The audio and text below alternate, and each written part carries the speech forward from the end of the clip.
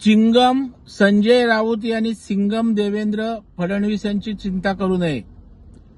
आयुष्यभर चमचेगिरी केलेल्या संजय राऊत यांना धर्मवीरची पटाकथा कशी काय कळणार।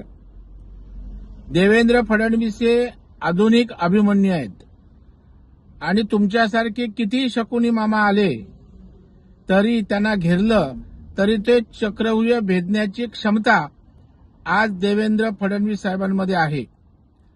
पत्रा चाळीचा लुटारू राऊत ही पटकथा कशी बरं वाटते।